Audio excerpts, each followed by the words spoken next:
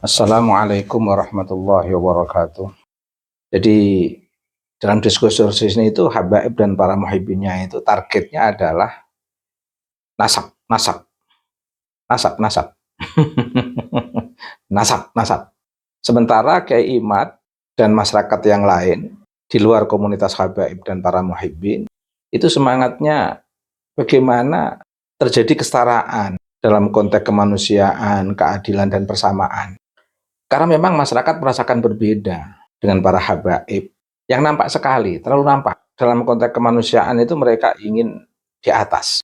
Dalam konteks keadilan, mereka selalu mengedepankan kehendak yang ingin diistimewakan, ingin dispesialkan. Ini nampak di tengah masyarakat. Kiai Imad sendiri kalau ditanya alasan mengapa dia melakukan riset, beliau melakukan riset tentang kenasaban ini, karena ada latar belakang yang di sana nampak justru orang-orang yang mengaku cucu Nabi dari kalangan Bani Ba'lawi yang menisbahkan diri sebagai habaib ini dalam konteks persamaan, kemanusiaan dan keadilan ini mereka betul-betul sangat rasial. Sangat rasial. Saya sendiri melibatkan diri dalam diskursus ini. Itu target semangatnya juga bagaimana tetap kesetaraan ini terbangun. Keadilan persamaan terbangun. Jangan ada ras yang ingin diunggulkan, itu jangan. Diposisikan secara berlebihan. Sehingga harus klan ini itu harus di atas. Seorang kiai pun tidak boleh sejajar sama, harus di bawahnya Habib ya. Ini kan ceramah yang paling sederhana, belum yang lainnya. Sehingga makom-makom tertinggi di hadapan Allah pun nggak sah kalau tidak menjadi muhibbi. Ada nuansa ingin diistimewakan dalam berbagai sisi bidang kajian keilmuan. Dalam hal muamalah juga begitu. Nah, inilah yang ingin dikempur oleh masyarakat.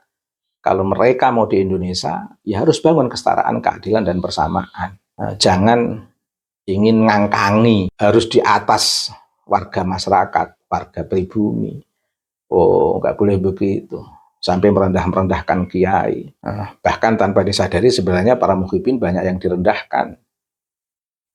Contoh pidato Habib Taufik, Anda di sini paling bawa apa? Paling bawa gula 1 kilo misalnya. Ini kan kasihan para muhibbinnya. Disembelih, Anda disembelih kan berapa kambing? Sekian, saya lupa itu berapa itu yang disebutkan. 100 lebih atau berapa itu. Ini kan sebenarnya juga muhibbin kalau memahami juga sedang direndahkan sebenarnya. Banyaklah kalau muhibbin memahami betul itu sebenarnya direndahkan. Orang yang saya lihat senang ilmu, yang membela para habaib dalam konteks kenasaban ini itu sebenarnya kan semangatnya itu berbeda. Semangatnya itu ingin mempertahankan kelas para habaib ini biar berada di atas masyarakat pribumi. Ini kan semangat yang saya baca dari para muhibbin. Semua nabi itu kan membebaskan dan mencerahkan. Semua nabi itu memberikan pemberdayaan kepada masyarakat. Semua nabi itu membangun kesetaraan, persamaan, keadilan. Dan itu yang ingin dibangun betul oleh Nabi Mustafa Muhammad SAW. Bagaimana membebaskan kaum mustad'afin dan ditiru oleh para kiai-kiai melalui Wali Songo. Para habaib dari Yaman ini itu semangatnya beda dengan semangat masyarakat Jawa. Dalam konteks keilmuan berbeda dengan semangat para kiai. Melihat pola-pola yang dilakukan oleh para habaib yang ingin di atas dalam konteks diskursus kemanusiaan, keadilan, dan persamaan ini ingin selalu di atas. Nuansa persamaannya itu tidak ada. Nuansa keadilannya itu ingin selalu didahulukan, dispesialkan. Dalam konteks kemanusiaan seperti nggak ada harganya saja masyarakat Jawa ini. Coba lihat pernyataan-pernyataan tokoh sentral Habaib. Siapa tokoh sentral Habaib? Habib Taufik, Ketua Robitoh. Perkataannya coba, jejak digitalnya bisa dilacak. Tokoh sentral Habib lagi, misalnya Habib Rizik. Coba dilihat doa-doanya itu. Dilihat itu caci makiannya terhadap tokoh pergerakan, pembebasan dan pencerahan Kiai Haji Abdurrahman Wahid. Bagaimana Habib Rizik terhadap Gus Dur? Bagaimana ucapan-ucapan Habib Bahar? Itu kan sangat tidak manusiawi. Seolah-olah rendah masyarakat Jawa ini dalam konteks kemanusiaan, sehingga bisa dikata-katain secara bebas. Begini ini nggak dipahami oleh para muhibbin. Begini nggak dipahami oleh para muhibbin. Para muhibbin semangatnya berbeda. Para muhibbin itu semangatnya semangat diskusi nasab. Nasab. Pokoknya harus unggul, pokoknya habaib, zuriyah Nabi, pokoknya habaib, cucu Nabi.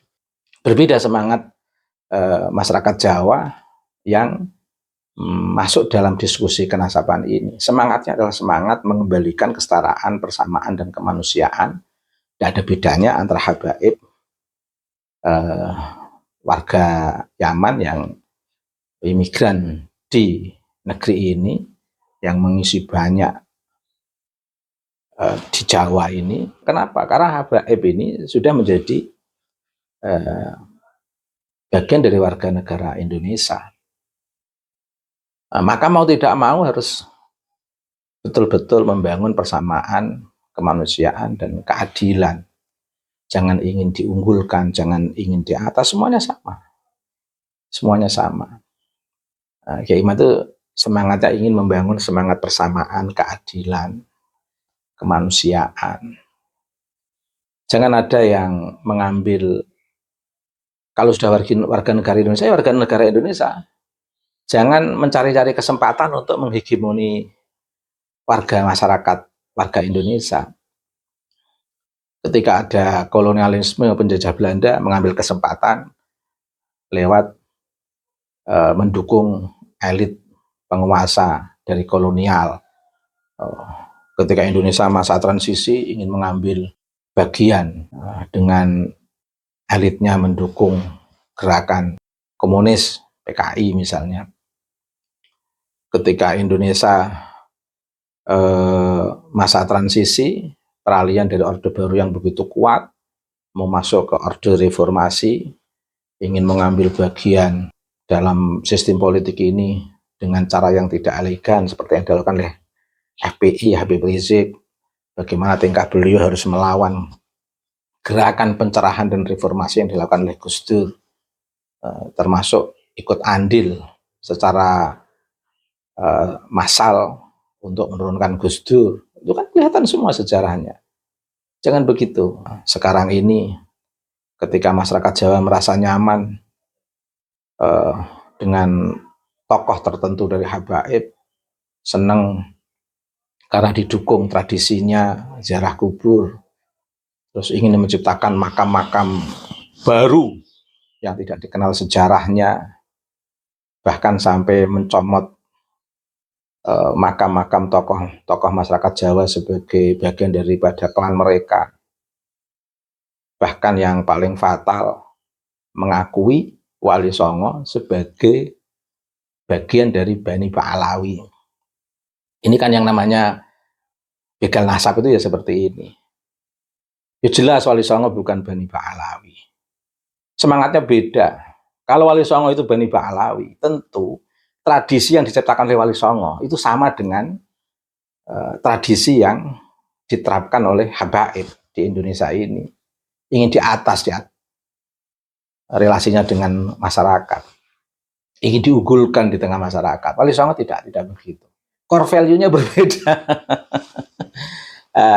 Prinsip nilai dasar yang dibawa oleh Wali Songo di negeri ini itu berbeda dengan prinsip nilai dasar yang dibawa oleh para leluhur habaib di negeri ini.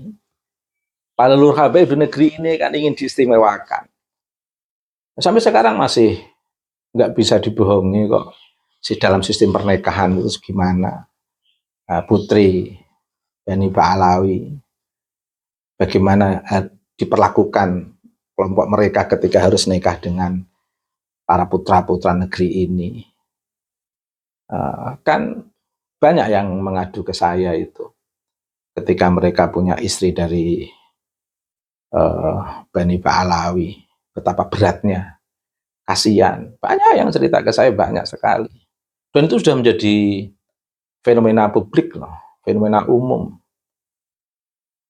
Sistem rasial seperti itu berbeda dengan sistem persamaan yang dibawa oleh Wali Songo. Jadi Wali Songo ke sini nggak bawa sistem ras. Ini bukan menuduh, datanya banyak kok. Datanya banyak. Nah, begitu Wali Songo diakui sebagai Bani Ba'alawi ya beda. Core value-nya itu berbeda.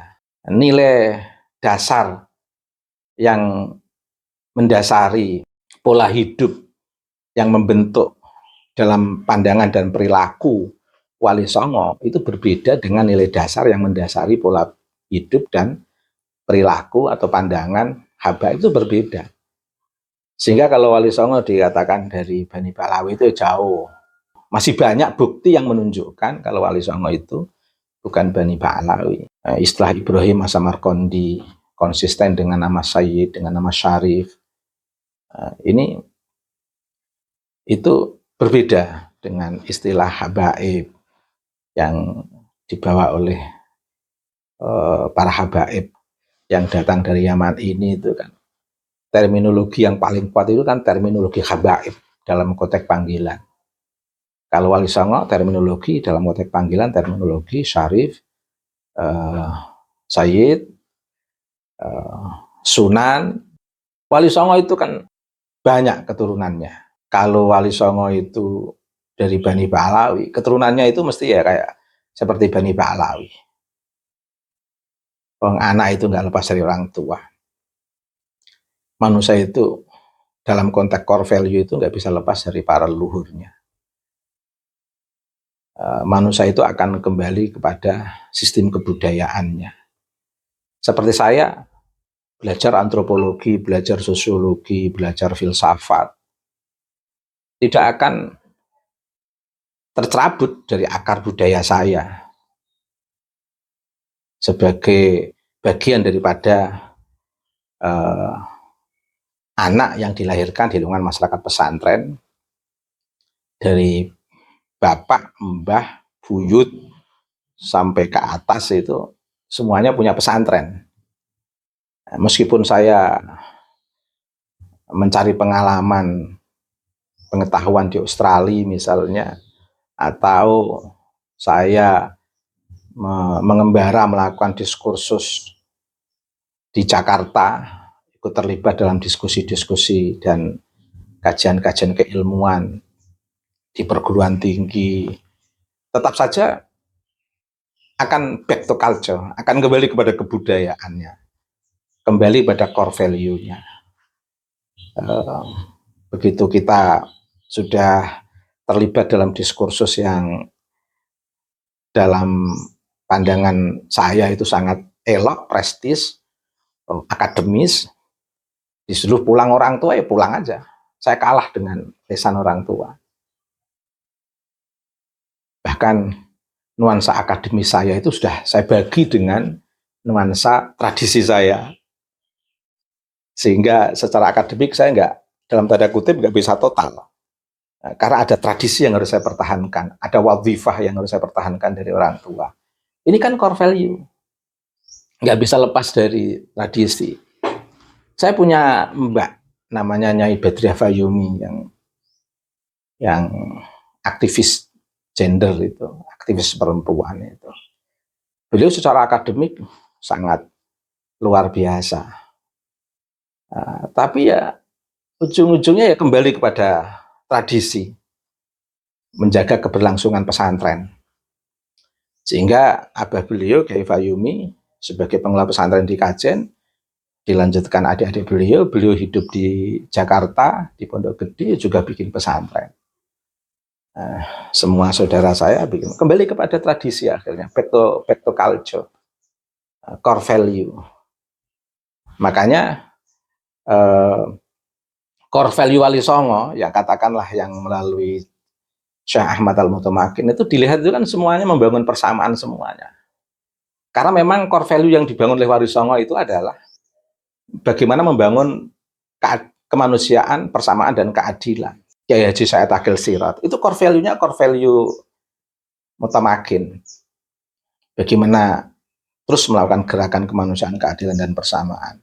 Kiai Haji Ulil Absar Abdallah core value Mutamakin, membangun persamaan, keadilan dan kemanusiaan. Banyak zulah-zulah Wali Songo itu yang dibangun adalah persamaan, keadilan dan kemanusiaan. Ulama kita, kasepuan kita, Kiai Haji Ali Agus Masyuri, itu karena core value-nya core value Mutamakin, maka beliau sangat mencintai persamaan, keadilan dan persamaan. Tentu kalau dilacak di sosial media bagaimana beliau itu mengkritik dengan cara halus sosok yang di darah kami mengalir tubuh, mengalir darah Nabi Kaspo. Nah ini kan sebenarnya kritik lembut Kiai Haji Ali Agus Masyuri. Bagaimana hidup ini itu harus membangun semangat keadilan, kemanusiaan dan persamaan. Sebenarnya banyak kiai-kiai kok yang merasakan bagaimana habaib ini diterima dengan baik oleh masyarakat pesantren, oleh para kiai. Tapi core value-nya berbeda. Core value-nya berbeda. Core value habaib adalah core value dengan sistem rasial, ingin diunggulkan, ingin menjadi manusia yang di atas masyarakat Jawa.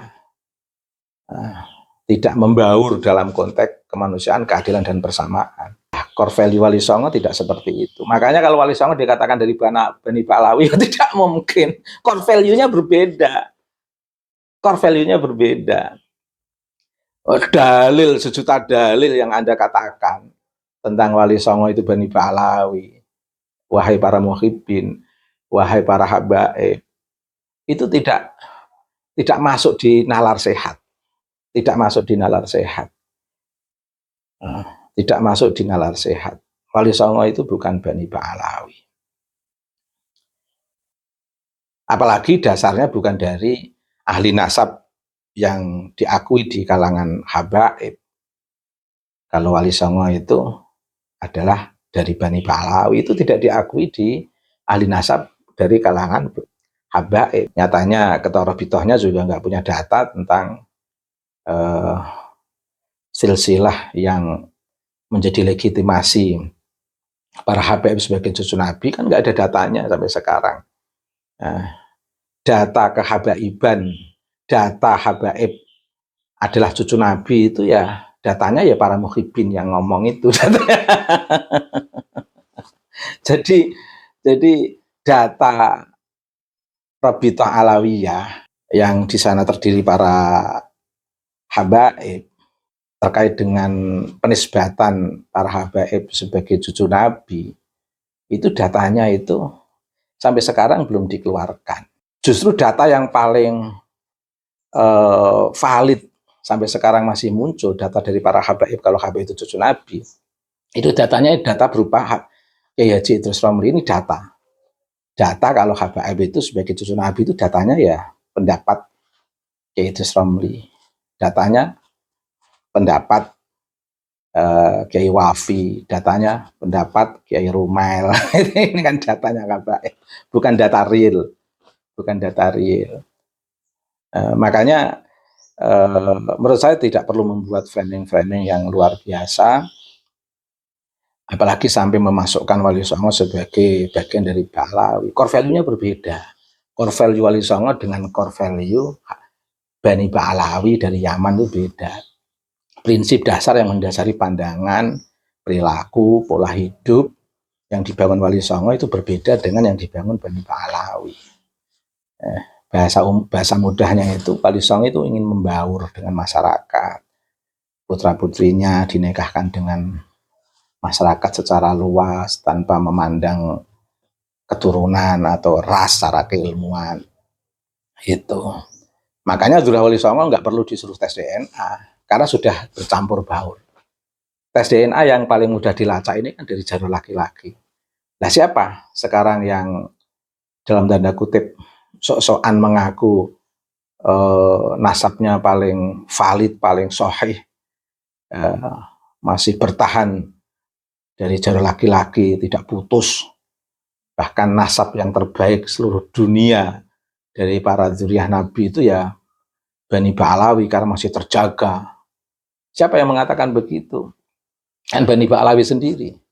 Ya akhirnya harus dites. Karena kalau mengaku jalur laki-laki itu sangat mudah. Uji ilmiahnya, uji tes DNA-nya itu sangat mudah. Tapi kalau sudah bercampur baur dengan Zuriyah Wali Songo ya sudah sulit. Sudah sulit. Makanya Zuriyah Wali Songo itu nggak perlu tes DNA karena nggak ada yang mengaku cucu paling sahih dari jalur laki-laki. Meskipun begitu, dari Zuriyah Wali Songo banyak yang tes DNA yang memang terbukti jalur dari Nabi, memiliki jalur kenasaban ke Nabi Mustafa Muhammad SAW. Belum lagi para nakobah-nakobah yang mengakui itu. Wali Songo kan orang-orang yang luar biasa dari keluarga kerajaan, tapi datang di Indonesia yang dibawa adalah persamaan. Kalau Habaib kan dari Yaman tidak dari sejarah keluarga kerajaan, tapi datang di Indonesia ingin berada dalam ras yang unggul di atas masyarakat Jawa. Ini kan nggak enak sekali dirasakan. Lah makanya kita bicara dalam diskursus kenasaban ini itu targetnya adalah kemanusiaan, keadilan, dan persamaan. Tidak ada target yang lain. Kalaupun melalui kenasaban, ini kan instrumen yang memang paling efektif untuk mengingatkan para habaib, kamu di negeri ini bangunlah kemanusiaan, persamaan, dan keadilan. Jangan ingin berada di atas masyarakat Jawa. Kita ini sama. Jangan mendistorsi manusia di hadapan Allah dengan menganggap harus mencintai ras kalian. Kalau mencintai dalam konteks manusia memang wajib. Kita ini mencintai habaib karena kemanusiaan. Habaib juga mencintai kita karena kemanusiaan. Kita mencintai habaib bukan karena ras Bani Ba'alawinya, bukan. Karena kalau mencintai habaib dari perspektif ras Bani Ba'alawi, ini sudah distorsi dari ajaran nubuwah, merusak ajaran nubuwah. Kita mencintai habaib karena manusia. Habaib juga mencintai kita karena manusia. Diskursus yang dipantek oleh Kiai Imad ini menarik untuk menjadi instrumen membangun kemanusiaan, persamaan, dan keadilan. Saya ingin para muhibbin ini memahami ini, biar tidak terlalu berlarut-larut kelamaan. Sistem ras Arya, sistem ras yang harus diunggulkan, sistem ras yang seolah-olah mau ke Allah pun harus melewati cinta secara rasial kepada habaib. Kita ini ingin mengingatkan para habaib agar membaur dengan masyarakat dalam ruang kehidupan ini itu kita sama. Kalau sudah di Indonesia, di Jawa, ya harus kultur Jawa, kultur Indonesia. Wali Songo itu contoh yang terbaik. Tentu saja bukan dari Yaman, bukan dari bangsa Bani Ba'alawi. Karena berbeda, core value-nya berbeda. Otak adik itu berbeda. Zikirnya juga berbeda kan. Wali Songo dan para zuriyahnya itu torikoh apapun tidak meninggalkan ila hadrati Sultanil Auliya Syekh Abdul Qadir Jilani. Abah saya itu torikohnya Naksabandi Khalidiyah. Tetap saja kalau menyebut ila hadrati Sultanil Auliya Syekh Abdul Qadir Jilani, paman saya, Pak D saya, saudara-saudara saya dari Kajen, itu torikohnya apapun ya, menyebut Syekh Abdul Qadir Jilani ya ila hadrati Sultanul Auliya Syekh Abdul Qadir Jilani. Core value-nya berbeda. Tapi Syekh Abdul Qadir Jilani kan kata Bani Ba'alawi kan di bawah Imam Faqih Muqaddam. Ini kan sudah beda core value-nya. Core value tawasulnya aja berbeda. core value, modeling, percontohan dari ulama-ulama, dimulai dari Wali Songo sampai ulama-ulama ke atasnya yang belajar atau memiliki nasab dengan Nabi langsung, itu kan berbeda, core value-nya berbeda yang dikenal ulama-ulama kita.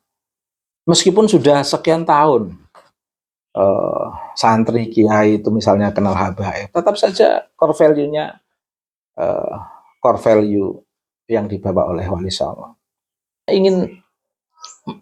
Ingin berbicara tentang kesetaraan, persamaan, dan kemanusiaan. Tidak target nasab, tidak. Mengapa kok melalui tema kenasaban?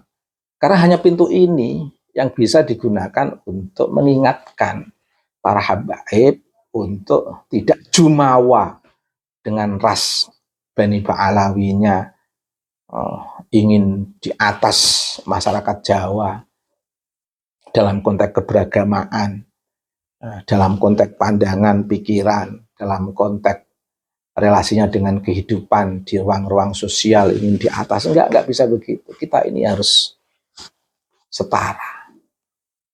Karena hidup di negeri ini, target lita'arofu kita ya, lita'arofu untuk kesetaraan.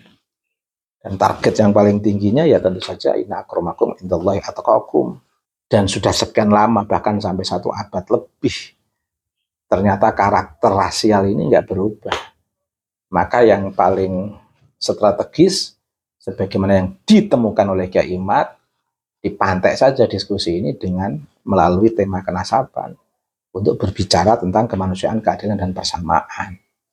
Lah, habaib ini harusnya mengarah kepada pada semangat yang sama, biar negeri ini itu negeri yang betul-betul penuh kedamaian, persaudaraan, tidak direcoki oleh orang-orang yang ingin selalu di atas, ingin diunggulkan, ingin diistimewakan. Jangan begitu, jangan begitu. Nah, kalau dalam diskursus ini para habaib selalu mengeluarkan kantor-kantor yang tidak sehat, nanti akan terjadi revolusi masyarakat Indonesia untuk menghakimi para habaib. Itu jangan sampai terjadi. Ini peringatan yang paling puncak dari para santri, dari warga masyarakat kepada habaib, bagaimana kita tetap membangun semangat kesetaraan, persamaan, kemanusiaan, dan keadilan. Pemimpin yang baik tentu akan membidik semangat ini. Bagaimana kita membangun semangat kesetaraan, persamaan, dan keadilan, dan mengingatkan para habaib juga. Kalau para muhibbin ini mencintai habaib, tentu akan mencintai dengan cara yang baik. Tingkah para muhibbin ini justru merugikan para habaib. Bukan malah ingin memuliakan orang yang mereka anggap mulia di kelas masyarakat pada umumnya. Ini kan yang ada di pikiran para muhibbin yang harus diperbaiki. Jadi saya ingin dalam diskursus ini bertemu dalam semangat yang sama, membangun kesetaraan, keadilan, persamaan, dan kemanusiaan. Itu semua, semangat itu semua betul-betul dirasakan oleh para kiai, sehingga kiai-kiai di Indonesia ini betul-betul bertahan dengan semangat persamaan. Sehingga para kiai kan nggak ada yang membedakan para habaib sebagai imigran, enggak, para habaib dianggap sama dengan warga masyarakat Indonesia. Sehingga pidato para habaib, sikap perilaku para habaib yang sudah 1 abad seperti itu, para kiai tetap senang saja. Ini kan bagian daripada perkembangan peradaban warga NU memasuki abad kedua, sehingga anak-anak mudanya atau kiai-kiai muda ingin bagaimana si kesetaraan ini segera terasakan di antara komunitas masyarakat muslim di Indonesia ini yang sama-sama dianggap sebagai bagian daripada warga NU. Karena para kiai-kiai sendiri juga menganggap para habaib ini lebih kuat kulturnya di NU. Dan Habib sendiri juga, para Habib sendiri juga merasakan para kiai ini adalah memiliki semangat yang sama dalam menjaga Ahlussunnah wal Jamaah. Makanya kiai dengan berbagai sikap para Habib tetap menghargai, menghormati. Sebenarnya kan di sini ini konteksnya. Mbah Hasyim Asy'ari menghormati para habaib karena ingin membangun persamaan, keadilan, dan kemanusiaan tanpa membeda-bedakan dengan para habaib. Tokoh-tokoh siapa coba yang dijadikan legitimasi para habaib terkait dengan kehadiran di Indonesia? Itu semua targetnya adalah karena para kiai-kiai yang dijadikan legitimasi para habaib itu semua adalah memiliki tujuan yang sama. Bagaimana ingin membangun persamaan, keadilan, dan kemanusiaan tanpa membeda-bedakan pribumi dan imigran, tanpa membeda-bedakan kiai dan habaib, tanpa membeda-bedakan santri dan habaib. Ini yang dibangun oleh para kiai-kiai kita. Jangan disalahpahami oleh para habaib. Disalahpahami penghormatan para kiai itu bagian daripada cara para kiai mengkultuskan habaib. Bukan, nggak benar. Saya tahu persis kalau ada habaib yang nggak benar tetap ditegur. Oke, di abah saya itu ada tamu habaib, ada yang dalam tanda kutip perlu diingatkan, abah saya juga mengingatkan. Biasa, nggak apa-apa. Semuanya saling didasarkan pada kasih sayang, persamaan. Nggak apa-apa. Tapi jangan dijadikan legitimasi. Kalau Mbah Hasyim Asy'ari menghormati habaib, karena Mbah Hasyim Asy'ari diimajinasikan oleh para habaib untuk mengunggulkan, mendukung sistem rasial yang ingin dibangun para habaib. Bukan. Mbah Hasyim Asy'ari dan para kiai NU menghormati para habaib itu karena para kiai ingin mendidik para santrinya bagaimana hidup ini tetap harus dibangun dalam sistem kesetaraan, kemanusiaan, keadilan, dan persamaan dengan para habaib yang notabene sebagai pendatang. Sebagai pendatang yang ingin menjadi satu bagian dalam gerakan keberagamaan di negeri ini. Sebenarnya kalau para habaib membaca pernyataan Gus Yahya itu sangat memukul seharusnya. Kalau Gus Yahya kan mengatakannya pengungsi, nah itu kan sebenarnya untuk mengingatkan. Lagi-lagi Gus Yahya juga ingin mengingatkan bagaimana sistem persamaan, keadilan, dan kemanusiaan ini terbangun di dalam kepribadian para habaib sehingga tidak bersikap jumawa, tidak bersikap seolah-olah yang lain itu di bawah dia semua, enggak begitu. Gus Yahya dengan caranya mengingatkan habaib dengan istilah pengungsi. Nah, itu instrumen Gus Yahya mengingatkan para habaib untuk semangat membangun persamaan antara habaib dan masyarakat santri. Nah, Gus Yahya punya instrumen sendiri. Kiai Imad punya instrumen meneliti nasabnya. Dr. Sugeng sebagai warga masyarakat punya instrumen untuk mengingatkan para habaib melalui tes DNA. Profesor Manahem Ali punya instrumen untuk mengingatkan para habaib biar memiliki kesamaan dalam kesetaraan di negeri ini lewat kajian filologi. Saya punya instrumen kajian secara sosiologis, filosofis, bagaimana kesetaraan, keadilan, dan persamaan ini betul-betul tercipta. Targetnya adalah target membangun kesetaraan. Mari dalam diskursus kenasaban ini kita arahkan pada semangat untuk membangun kesetaraan, persamaan, dan kemanusiaan. Para habaib juga gitu, jangan mempertahankan rasial kalian. Kalau kalian mempertahankan sistem rasial, nanti amarah masyarakat itu lebih pahit tuh nanti ini. Ya, lebih pahit. Indro Priyono sudah sangat keras terkait dengan kaum Arab itu.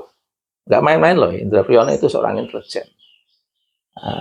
Simpulannya itu didasarkan pada pandangan objektif kultur masyarakat Indonesia yang cinta kepada perdamaian, cinta kepada persaudaraan. cinta pada kebersamaan, keberagaman. Jangan dinodai. Biar moderasi beragama di negeri ini betul-betul bertahan. Biar negeri ini betul-betul negeri surga bagi para penghuninya dan surga bagi para tamu-tamu yang datang di negeri ini. Ya, Habaib tidak perlu menciptakan Indonesia seperti Arab yang penuh dengan konflik. Tidak perlu. Demikian, terima kasih.